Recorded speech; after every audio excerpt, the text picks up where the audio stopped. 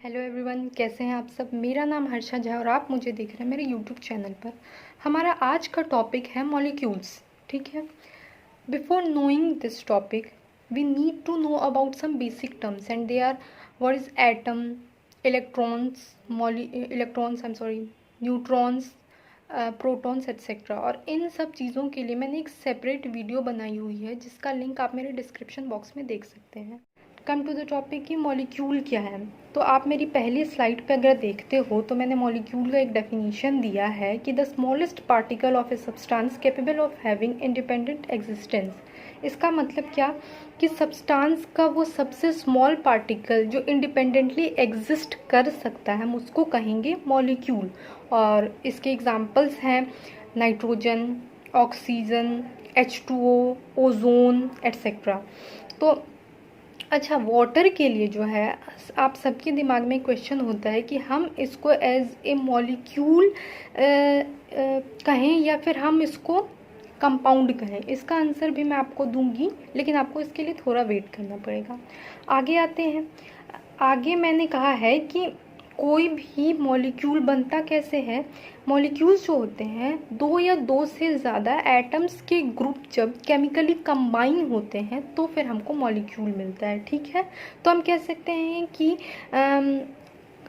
Atoms जो हैं आपस में जब कंपोज करते हैं तो हमको मॉलिक्यूल मिलता है या मॉलिक्यूल का फॉर्मेशन होता है। आप मेरी स्लाइड पे देखोगे कि मैंने एक स्ट्रक्चर दिखाया है, और अगर हम इसको एक्सप्लेन करने की बात करूँ तो मैंने ये वाटर मॉलिक्यूल का स्ट्रक्चर शो किया है। अब ये आप देखोगे इसमें दो हाइड्रोजन और एक ऑक्सीजन आपस में केमिकली बॉन्डेड हैं। अब इसको समझते हैं कि केमिकली का बॉन्डेड होते कैसे हैं। तो आप मेरी सेकेंड स्लाइड पे आते हो तो आप देखोगे कि मैंने वहाँ कहा atoms combine chemically by external force such as heat and light which leads to the formation of molecule. मतलब क्या कि कोई भी मॉलिक्यूल जब बनता है तो उसमें दो या दो से ज़्यादा एटम जो हैं किसी एक्सटर्नल फोर्स के थ्रू केमिकली बॉन्ड बनाते हैं और फिर हमको मॉलिक्यूल मिलता है। अब इसको आप ऐसे समझो जैसे कि मैंने मान लो दो वैक्स लिए और उसको एक कैंडल के थ्रू मैंने उसको हीट किया दोनों वैक्स को और आपस में जोड़ दिया तो आपस में एक बॉन्ड बना लेते हैं और वो जुड़ जाते हैं। ऐसे ही बिल्कुल मॉलिक्यूल्स भी बनते हैं।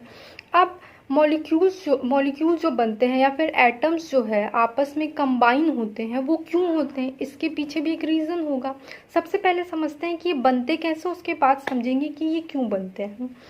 आप मेरी पहली वीडियो आपने देख रखी होगी तो मैंने उसमें वैलेंस इलेक्ट्रॉन्स, वैलेंस शेल को भी बताया कि वो होते क्या हैं। तो एटम्स के वैलेंस शेल में जो वैलेंस इलेक्ट्रॉन्स होते हैं वो आपस में वो या तो दूसरे एटम से इलेक्ट्रॉन गेन करते हैं या फिर अपने इलेक्ट्रॉन्स लूज करते हैं या फिर आपस में शेयर करके एक बॉन्ड बनाते हैं और फिर हमको मॉलिक्यूल मिलता है। अब ऐसा क्यों, इसको आप ऐसे समझ सकते हो कि आप अभी स्टडी कर रहे हो या फिर आपके घर में मम्मी या पापा जॉब कर रहे हैं। वो जॉब क्यों कर रहे हैं या फिर आप स्टडी क्यों कर रहे हो। आप स्टडी इसलिए कर रहे हो कि आपको एक अच्छी जॉब मिले और एक स्टेबल लाइफ मिले।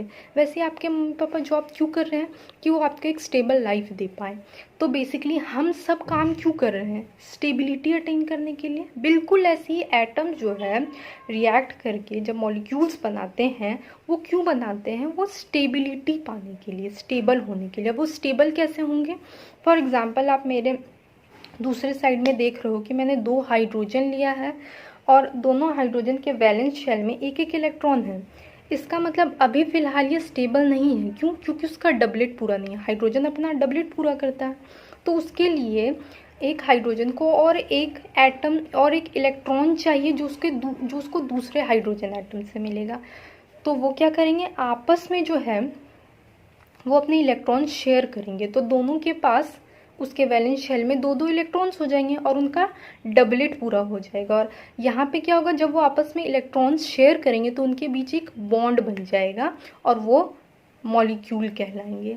तो आप समझ गए कि कोई भी एटम मॉलिक्यूल क्यों बनाता है या फिर अपने इलेक्ट्रॉन्स गेन या लूज क्यों करता है। आप इसको और अच्छे से अगर समझो तो आप मेरी तीसरी स्लाइड पे आओ। आप देखो कि मैंने दिखाया है कि एक ऑक्सीजन और दो हाइड्रोजन एटम आपस में बॉन्ड बना रहे हैं और फिर हमको वाटर का मॉलिक्यूल मिल रहा है। समझो इस चीज़ को कि ऑक्सीजन का एटॉमिक नंबर क्या होता है, 8। अब इसके के शेल में आपके पास आए 2 इलेक्ट्रॉन और एल शेल में 6 इलेक्ट्रॉन। इसको और 2 इलेक्ट्रॉन चाहिए जिससे कि ये अपना ऑक्टेट पूरा कर लेगा। और हमारे पास 2 हाइड्रोजन हैं। अगर ये दोनों हाइड्रोजन एक एक इलेक्ट्रॉन से इसके साथ शेयर करें तो क्या होगा कि दोनों हाइड्रोजन को एक एक इलेक्ट्रॉन मिल जाएगा और उनका डबलेट पूरा होगा और सेम टू सेम ऑक्सीजन को अपने 2 इलेक्ट्रॉन्स उन दोनों हाइड्रोजन के थ्रू मिल जाएगा और उनका ऑक्टेट पूरा हो जाएगा। और यहाँ पे इनके बीच एक बॉन्ड बनेगी जिसको हम क्या कहते हैं, कोवैलेंट बॉन्ड। ठीक है। अब ये बॉन्ड भी 2 टाइप के होते हैं, एक होता है आयोनिक बॉन्ड और एक होता है कोवैलेंट बॉन्ड। इसको भी हम समझते हैं।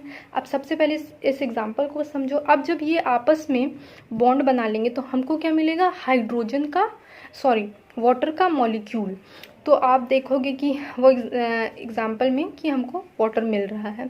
आप समझो कि ये 2 टाइप के बॉन्ड कौन कौन से होते हैं। ये एक होते हैं आयोनिक बॉन्ड और दूसरे होते हैं कोवैलेंट बॉन्ड। जब इलेक्ट्रॉन्स जो हैं आपस में पूरी तरीके से अपने इलेक्ट्रॉन्स गेन या लूज ना करके शेयर करते हैं तो उसको हम कहते हैं कोवैलेंट बॉन्ड। और जब कोई भी एटम का इलेक्ट्रॉन कोई भी एटम अपना पूरा इलेक्ट्रॉन डोनेट या फिर गेन करता है तो हम उसको कहते हैं आयोनिक बॉन्ड। ठीक है।